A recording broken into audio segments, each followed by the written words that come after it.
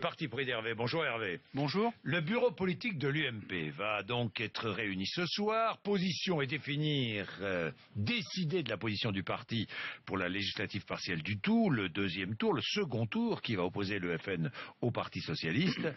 Le parti de Nicolas Sarkozy devrait opter pour le ni-ni, c'est ce qu'il fera d'ailleurs, c'est-à-dire n'appeler à voter pour personne, pour aucun des deux candidats. Votre parti pris, pour l'UMP, le ni-ni est suicidaire. Expliquez-nous pourquoi. Avant tout, je pense qu'il faut balayer l'argument, vous savez, qui veut que les électeurs se moquent des consignes des partis au moment des élections. C'est évidemment vrai, hein, les électeurs font ce qu'ils veulent, mais ça ne veut pas dire que les partis ne doivent pas prendre position, sinon les partis ne servent plus à rien.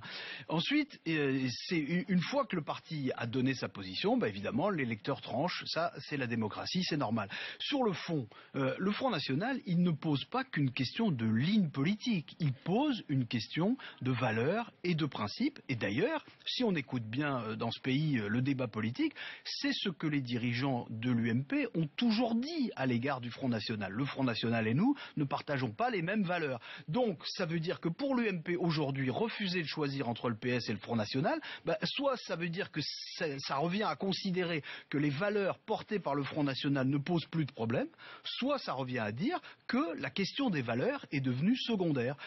Donc ça revient à choisir entre la soumission et la démission. Oui, mais le problème de Nicolas Sarkozy, il pense qu'à une chose, c'est la présidentielle de 2017, il n'y a que ça qui l'obsède. Il n'est pas le seul. Il n'est pas le seul.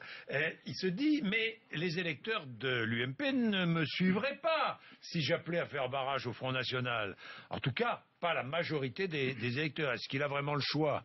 La grandeur d'un responsable politique, c'est d'affirmer ses convictions sans avoir le nez collé au sondage. Donc si Nicolas Sarkozy a un avis personnel, qu'il le donne.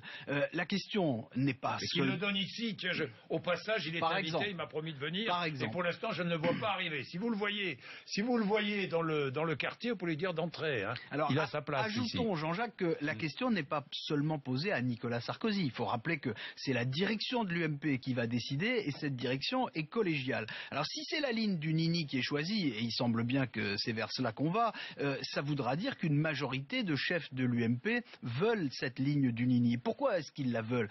Parce qu'ils pensent qu'ils ne doivent pas faire le jeu du Parti Socialiste et que, en effet, beaucoup d'électeurs de droite ne les suivraient pas sur cette ligne, n'ont pas envie de voter pour les candidats socialistes.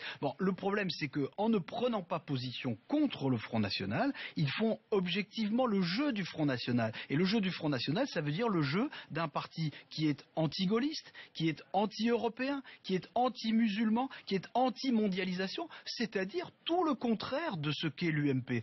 Ça veut dire qu'il y a évidemment deux mauvaises solutions pour l'UMP et qu'entre ces deux mauvaises positions, l'UMP choisit la pire.